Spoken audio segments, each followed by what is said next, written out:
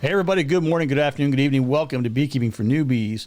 Today is going to be episode 149, Feeding Bees, When, What, and How Much.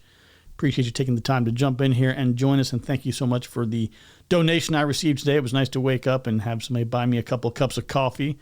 Thank you very much. I do appreciate it. All right, everybody, we're rolling into the weekend here. I've had this headache all day, and I've been like, you know what, I'm not going to record this. People aren't really listening to podcasts that much over the weekend because I think the weather's nice and everybody's out. And I'm like, I'll just wait until Monday and that'll be fine. And then I was like, no, we're gonna suck it up. We're gonna get it done. So a little bit slower today, maybe not as much energy, but we're gonna get through it and make it happen. So while we jump in, as always, right, beekeepingfornewbies.com. We got a lot of different information up on there. Check that out. youtube.com/@beekeepingfornewbies. Don't have a lot of new content going on up there right now, but there's a few things on you can check out, especially if you're new. There's a whole, 300 and some videos and things up there. Today's warm-up song is brought to you by The Searchers, Sugar and Spice from 1963. So before we really get rolling into the episode today, I wanted to throw out kind of a quick little PSA here for you, public service announcement for those of you not familiar with the acronym there. Please use multiple sources whenever you're doing anything in the beekeeping space. I think that would kind of apply to anything, technical in life. I mean, like if somebody says, oh yeah, when you cut your grass, you fire up the lawnmower, push it that way until something gets in the way and then turn, that kind of thing. Like, okay, you don't have to go research multiple ways to figure that out. But with things that involve a lot of technical details and a lot of variables like beekeeping, definitely use multiple sources. Like, you're not going to hurt my feelings at all. Like, I joke with people, like somebody mentioned the other day in the Discord room, they're like, oh, I was listening to this other podcast. And I was like, wait, what do you mean? Like, I don't care. Like, there's some good ones out there. In fact, I should have looked it up and told you guys about it. But anyway, Dr. Ellis down there at the University of Florida, they got a great bee program down there, and he puts out some pretty exceptional content. But anyway, somebody was talking about how they had, listened to another podcast and heard some things that were maybe contradictory.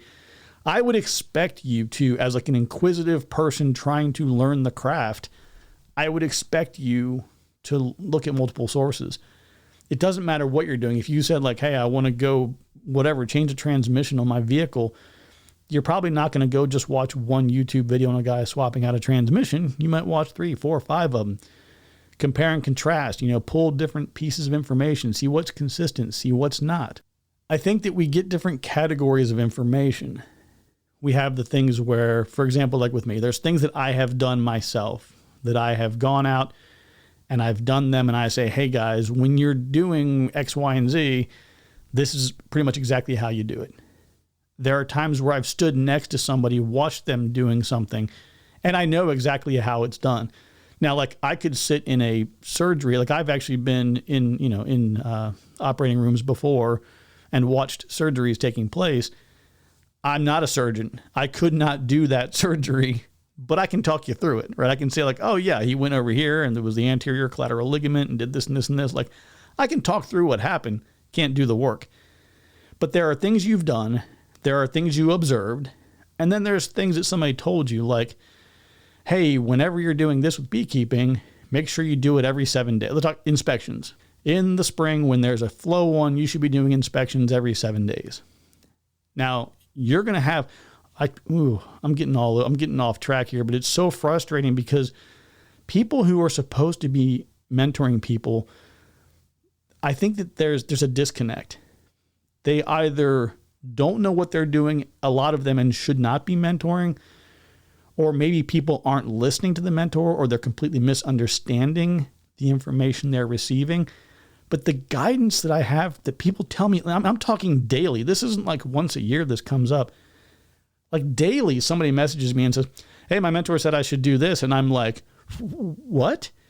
You're talking about honeybees, right? And I'm like, no, absolutely not. Like, and it's not even close. It's things that aren't even close, that like a brand new 2-month-in beekeeper, and I'm not even talking about beekeeping, like just somebody who's been studying beekeeping for a couple of months, watching a few videos or whatever. These are basic things, and people are giving out such terrible information. But I'm telling you this because, like, I'm going to give you an example. I'm not going to get into the details because I'm not trying to throw this girl under the bus. I'm sure she's a delightful young lady, trying to help people. I don't think there's a lot of people out there with malintent. I don't think there are people out there that are like, oh, I'm going to get this guy. I'm going to give him some really crappy information. I think that they genuinely believe they're providing good quality, accurate information. But this gal gave this guy a piece of information that was absolutely terrible. And it was very inaccurate. And the problem with that is she believes it to be true. So she tells him. Now he believes it to be true. In this particular situation, this guy is going to have a queenless beehive for a month. And he's going to be like, yeah, it's been a month and I still don't have my virgin queen back. There's no recourse. It's not like this gal is going to be like, oh, well, here, let me cut you a check for $40 to get you a new queen. She gave bad advice, not intentionally. But the reason I'm telling you guys this is pay attention, make notes, listen to what you hear. If something sounds a little off, right? Let's just use this example here. If somebody says, hey, I can take up to 30 days for a virgin queen to get mated, just go through that in your mind real quick. A colony is now queenless. A day or two, whatever, 3 days later, whatever. We'll just say 1 day later, after a swarm, a new virgin queen emerges. Let's say it takes her a week to reach sexual maturity and she leaves the hive and goes out on her mating flight. This is not a 3-week adventure, right? She's going to go out once, maybe twice. Under certain circumstances, okay, maybe a third time.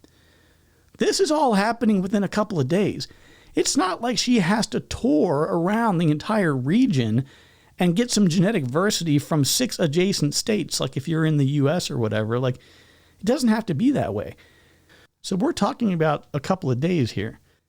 In this scenario where a person was advised that this can take up to 30 days, let's talk about that. So the average lifespan of a summer bee is probably somewhere in the low 30s to maybe 40 days. We'll just call it 40 days for easy math.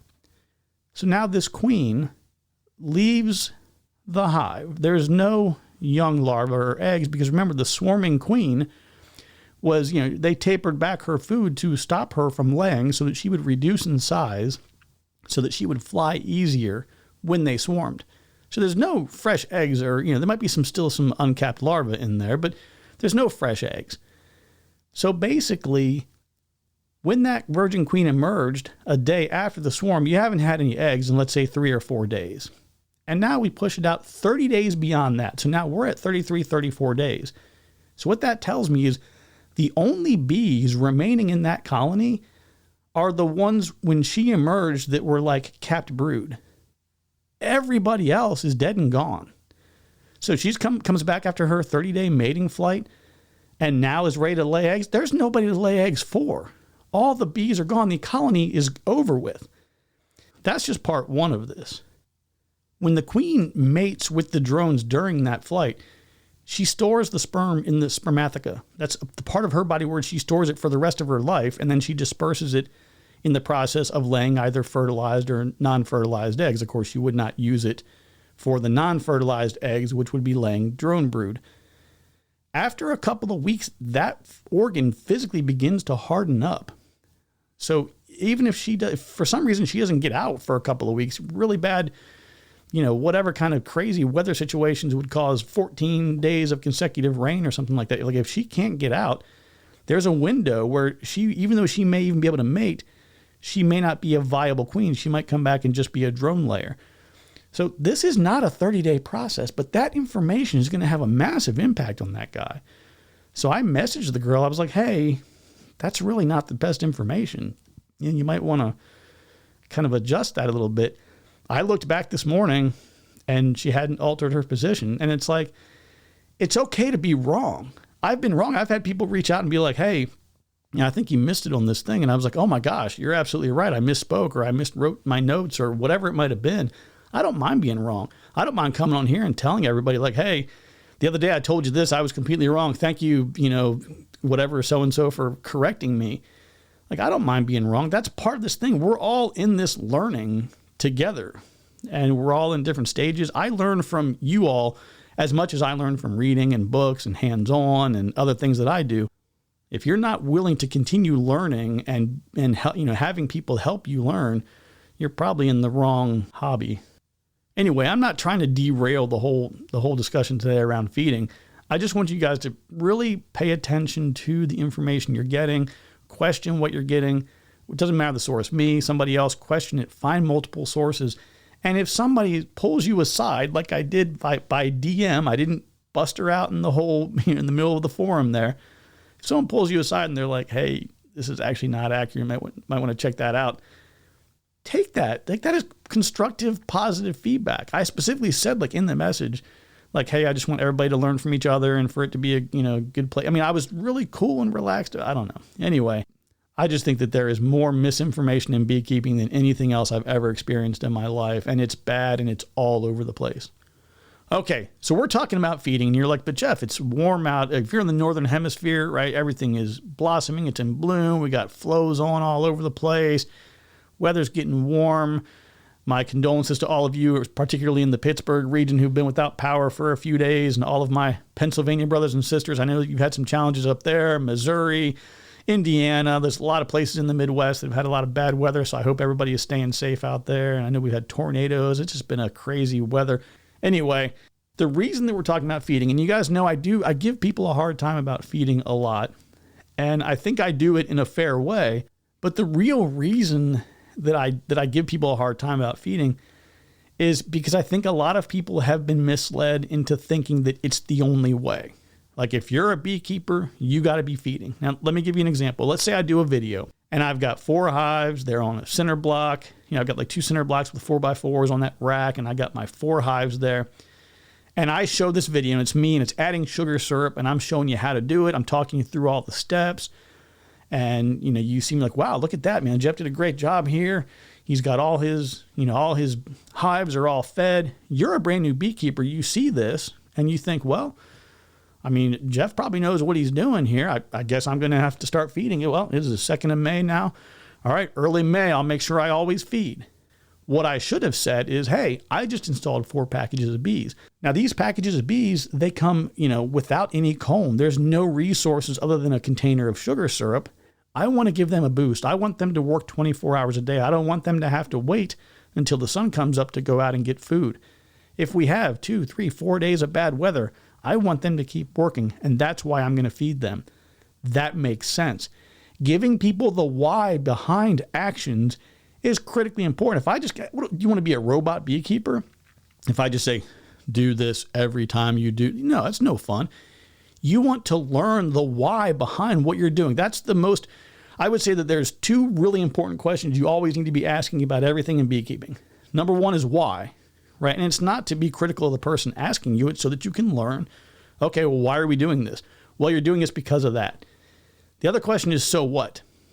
And when I say that is, a lot of people are going to throw out a lot of information that's, I don't want to say that it's useless, but is it impactful? Like, how does it impact you as a beekeeper?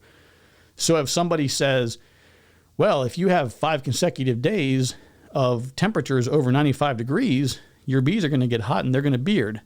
Okay, so what? Like, what does that do to me? How does that impact me as a beekeeper? Does that mean they're going to abscond? Does that mean I should put a screened bottom board on for better ventilation? Or is there some other action I need to take? Like, so what is my action to your statement? So that's where I think that, again, 2 good questions to ask. But I know for me, getting back to like the why of it, I have always retained information a lot better if I knew why I was doing it. And this is where I kind of got in a little bit of trouble back in the Army, because in the Army, like, nobody wants to be questioned. If you have leadership and they're like, go do this, they want you to be like, roger that, and just go do it kind of blindly. And I'd be like, hey, Sergeant, quick question. Like they don't like to hear that very often. It's kind of a weird thing. Like, you would think that in a lot of the things that we did that were kind of important, that they didn't always want feedback. So anyway, little sidebar. But understand the why. It helps to give you purpose. And I think it's the same thing, with feeding.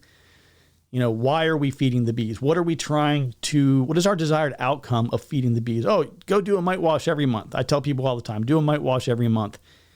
If you don't understand why I'm telling you to do a mite wash every month, you might just blow it off. You'd be like, I'll do it once a quarter.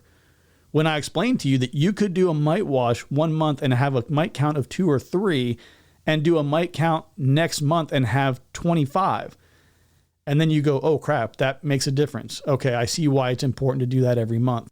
the other question I always ask, which I guess would be a third one, the why, the so what, and what do bees in the wild do in this exact same situation? So when someone says, well, you have to feed bees, I always feed bees from May 1st until August 30th. I always feed my bees every day. Okay. I mean, if that's what you want to do and you want to throw sugar syrup out there for your bees and, however you're doing it, by all means, have at it. What are bees doing in the wild during that time? Now, I can tell you at my house, from probably, let's just say generically, June 15th to August 15th, generally, it's a dearth. There's not a whole lot growing, not a lot of forage. It's a pretty tough time to be a bee, at my house at that time of year. It's a little bit better out in the country, but definitely not great at my house. So I probably will feed a new colony because that new colony still is ramping up. We'll get more into that in a few minutes. Now, the one way that kind of has a double-edged sword and can come back, the response that somebody might give you is, oh, okay, Jeff, you say to always do what they do in the wild. All right, well, what are bees in the wild doing for varroa treatment? And I'm like, yeah, I get it. They die. That's what they do. They go ahead and die. I mean, that's kind of the reality. At least it's a safe assumption. If I had to roll the dice about whether or not treating resulted in death or survival, I would definitely say that they're far more likely to die. But all of that being said, there are some very good, legitimate reasons to feed bees. And recent research has shown, fake information made up by me, that 63% of beekeepers are feeding bees that do not need to be fed. A lot of feeding can be situation-based. Sometimes it's seasonal. Sometimes there are other reasons. So let's dive in a little bit and start talking about situations where you would need to feed. Now, we touched on it briefly around packages. I'm a firm believer in feeding packages. It's not even really a debatable discussion. There's so many reasons why it makes sense. Now, people have said to me hey, a nuke is kind of the same thing. Why wouldn't I feed them? I wouldn't tell you not to. Now, I will take a quick little sidebar here. Somebody had given somebody bad information here in our Discord room that, hey, don't worry, nukes won't swarm. I can tell you, based on all the discussions I've seen over the past couple of weeks, multiple people's nukes have swarmed. People have caught swarms, and their swarms have swarmed. If there is a lack of space, once that urge kicks in and the space is not provided, the queen cells are up, it's going to be tough to slow them down. But people say the same thing again, getting back to the nukes. Well, should I feed my nukes? I will say very generally, a nuke shouldn't need to be fed. If you're getting a standard 5-frame nuke, that should be a balance of, I would say, at least a full frame of, capped honey. You can have open nectar in there, that's fine, but you want a full frame of food, preferably 2. I like to have 2 full frames of capped brood with bees all over them. That's an important component of that. And then a 3rd frame of open brood and a mix of pollen and nectar and other things. That's completely fine. The reason I say that I want bees all over those frames of capped brood is those are your nurse bees. Those are the ones who are attendants and taking care of those bees. Some people will get a little bit shady, and they'll just give you the capped brood. They'll shake off all the nurse bees into their existing hive or use it for a cell builder or whatever else, and just give you a nuke with, maybe a quarter or a half as many bees as you ought to have. Hey, you're about to get them all replaced with all those emerging bees anyway. No big deal. Yeah, but they're kind of your bees, right? So if I take a frame of brood out, once I've verified, let me give you more details. If I'm building a nuke and I pull a frame out that is supposed to be a part of your nuke, I'm going to verify that my queen is not on that frame, and then I'm giving you the whole frame. I'm giving you the frame with the nurse bees on it. So your nuke should have plenty of food, lots of nurse bees who are now getting ready to graduate up into other roles and ultimately work their way out to become foragers. And of course, all the new and emerging bees are now your new nurse bees, and the life cycle continues. Because you have those frames of open nectar and hopefully maybe a little bit of capped honey in there, they should have all the resources they need and plenty coming in. That being said, let's say that you're down in the south and there was, a hurricane was coming through and you really didn't know what the conditions were going to be like. You strap the hive down as best you can. Might not be a bad idea to throw a frame feeder in there. You may have to evacuate. You don't know what the forage is going to be like after everything, comes through with the storm. Maybe not a bad idea. Let's say you've had some cold spells and they've used a lot of resources. They've had to, now this is less of an issue right now, but let's say that they've had to cluster and stay inside for a few days and they're consuming resources. Just watch them, pay attention to them. If they start running low on anything, you can absolutely feed them. I would always tell people, don't withhold food from your bees if they need it. So it's definitely great for the spring, again, for those ramp up of packages or nukes, bad weather. In the summer, I touched on that dearth kind of scenario. If you have, it's kind of interesting. When my colonies, I don't have any at the house right now, but when I had them at my house, they would ramp up and have probably in the 50 to 60 pounds worth of honey range. I would say probably by the 1st of June, by that time frame, they had about 60 pounds of honey, maybe a little bit more. And that was a pretty typical year. They would go through 25, 30, 35 pounds of it just in the summer alone to get them through the dearth. Then we usually have a fairly light fall flow, which usually means I'm supplemental feeding again in the fall.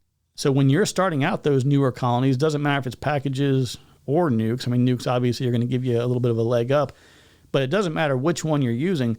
You're probably not going to get that, 40 pounds of surplus honey like you would in a colony that's been ramping up since late February, early March, where I am.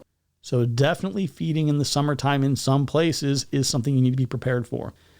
So we always talk about feed and what are we going to feed them? When you say feed, Jeff, what do you mean? There's a few different things you can do. One, I guess, if you can find a pro or a shining beacon of light in a bad situation, if you have a dead out and you have a colony that did not die of some kind of disastrous illness of some sort, quite often people will have extra honey frames that they put in the freezer or whatever. You can absolutely feed your bees a frozen, honey frame from a colony that did not make it as dead out from the previous season. Just, we can get into a separate discussion, but make sure that it's healthy honey from a healthy colony that didn't die of something that you're going to put into the other colony. Obviously you have a massive foul brood situation, but hey, we still got some capped honey. Yay. No, we're not sharing those frames. So you can use capped honey. You can use open nectar or honey from another hive if you wanted to do that. Maybe you were trying to reduce that tendency to swarm, didn't want to build a nuke and have another colony. You could certainly throw these over into some of your other colonies that might be struggling. So the big question is always, talking about ratios. And we're talking about ratios of sugar to water. Everybody always tells you need to do 1-to-1 ratio in the spring to stimulate drawing comb. And then you do 2-to-1 in the fall, winter, kind of leading into that cooler time of year to maximize stored, resources, stored nectar / honey. That's the way I did it for many years. And then I was watching a lot of content and listening to a lot of what Michael Palmer had to say up at French Hill Apiaries up in Vermont. And he said, I always do 2-to-1. And the guy interviewing him was like, well, why? And he goes, why not? I mean, the bees are there. They're taking up the resource. It's the same amount of space basically for the bee to take up 2-to-1 as it is to take up 1-to-1 as far as what they can physically draw up and hold. So why make them do twice the work? And I thought, well, that's kind of interesting. Now we talk about pollen patties. Pollen patties, you can make them yourself. You can buy them. Very popular things. I tried them years ago and I had no luck. I put them on the hive. The colonies completely ignored them. They wanted nothing to do with them. I'm like, what are these people talking about pollen patties for? Why are they so excited about them? My bees won't even touch them.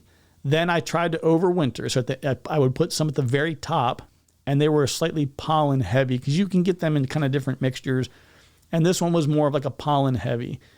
And I put it at the very top, and my idea behind that was as they were working through the resources and they worked their way all the way to the top, they would be about to start rearing brood for the spring, and having a little protein boost would be a good idea.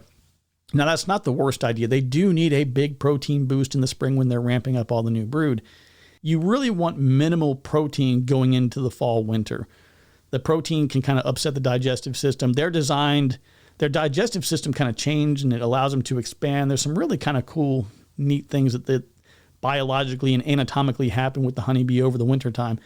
But I guess the key takeaway there is you don't want a lot of heavy protein, going into the overwintering. So then I took a break from pollen patties, and people were asking about them and kept asking me. And I'm like, look, I'll try them again. And I used them again, and I had slightly better result when I did it differently. Like I didn't just slap the whole patty on top. I cut them into strips and put some of the strips on top of the, like I put down like a piece of like parchment paper and put them on strips on top of the frames. And I had slightly better consumption of those. But what I found with them was the hive beetles love them. Like the hive beetles will get up into those pollen patties. They'll eat them up. They'll lay their eggs in them.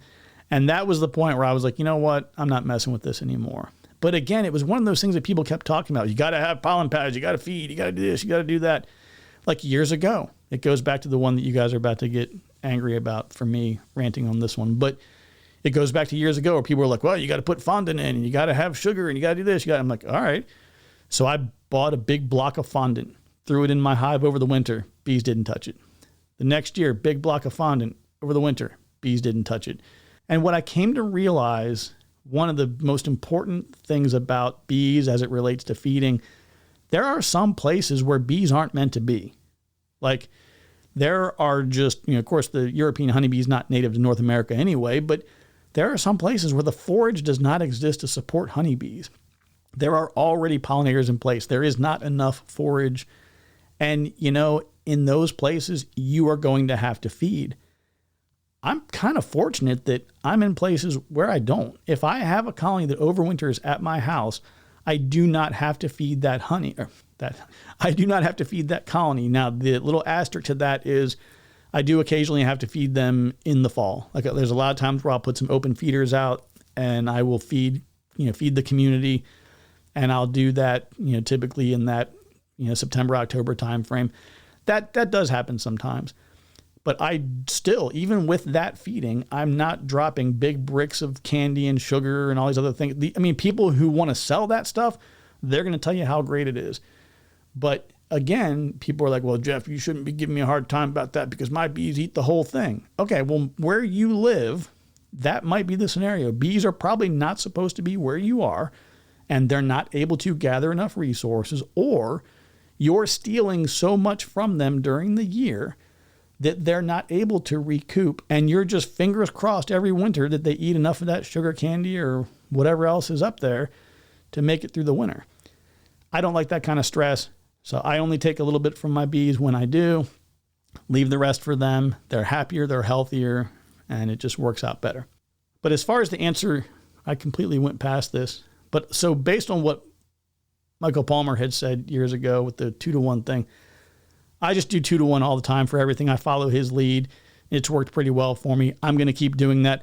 I'm not going to, give anybody a hard time. You want to do 1-to-1, do 1-to-1. But I promise you, if you're doing 2-to-1 and they don't have space, they're going to draw it up, which is kind of another area of, up for discussion. People love their drawn comb. Now, I think I would love to be a better storer of drawn comb. I recognize that I'm not, so I don't want excess drawn comb. The only drawn comb I have is in the hives. If I have comb that's outside the hives, I always find a way to screw it up. You can put it in your bee boxes. You can sprinkle the, wax moth away stuff in there, and you can keep them away. And it does work pretty well if you follow the directions. It's usually a space issue or I didn't get back to it issue. So because I recognize my own limitations in my ability to do the right thing and store and protect my frames the right way, I don't want surplus frames. But a lot of people will go to great lengths to feed their bees constantly, to have them just constantly drawing out comb. If that's what you want to do and that's the purpose kind of behind it, I get it. It's really, really nice when you get some packaged bees, you can throw 3 or 4 frames of drawn comb in there and they get to work pretty fast. So definitely not hating on that one. You just got to understand, again, why are you doing something, right? What's the driver and the purpose behind it? Don't do it because somebody else said, well, this is what you got to do. Dig a little deeper and find out what the real answers are. Okay, so how are we going to feed? Now, this is one where we can probably go really deep, and we're not going to. But I'm just going to kind of give you some high levels. Starting at the top of the hive, if you want to feed at the hive, so you have at the hive, in the hive, near the hive, a lot of different options. At the very top of the hive, what you can do is you can actually have a custom kind of outer cover that has a hole in it, and you can plug the hole or cover the hole. When it's time to feed, you just slide to the side or remove the cover. Take a jar of feed that is already has holes underneath of the lid so that as you flip it over, the bees can drink the syrup from underneath, and you just drop that jar, or sometimes it might be a bucket or some other kind of container like that.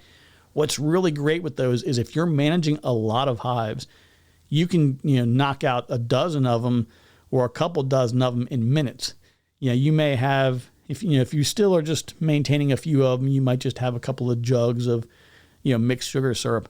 But if you're maintaining 20, 30, 40 of them, you might get to a point where you have the little pump on the back of your truck and you drive up and pull the hose out there and you can just fill them up right there very quickly. So having those outside, you don't have to have a lot of gear on, if anything at all. Maybe you throw a veil on to protect your eyes, but you can just get those things topped off and move on. Very easy. The jars, if you're using jars, I save the Mount Olive pickle jars. I wash them out. I've probably got 100 of those things around the house, in the garage. So the feeders are cheap. I mean, you can't go wrong with that. Now you can also put them on shims. Like you can just have the top frames of the hive body below, put some shims down, put a feeder on a jar right on top of that. Same thing, poke a couple nail holes in. They can drink it right out. And you can just put like a medium hive body around it. That works perfectly fine. You have frame feeders. I've seen single frame feeders all the way up to, I think that some of the bigger ones are like 2.5 or 3 frame feeders. Like they'll hold multiple gallons. I like to put those near the top. So if you have 2 or 3 hive bodies, I really want those high up. That way they're easy for me to refill without having to take everything apart. So frame feeders are fine. Top feeders, same kind of thing, right? It's at the very top. You fill up, usually it's some kind of a trough type system. I've had both where they have the little ladders that kind of float. Lots of dead bees. Make sure you're checking all of these feeders every few days, like no more than probably 3 or 4 days in the summertime.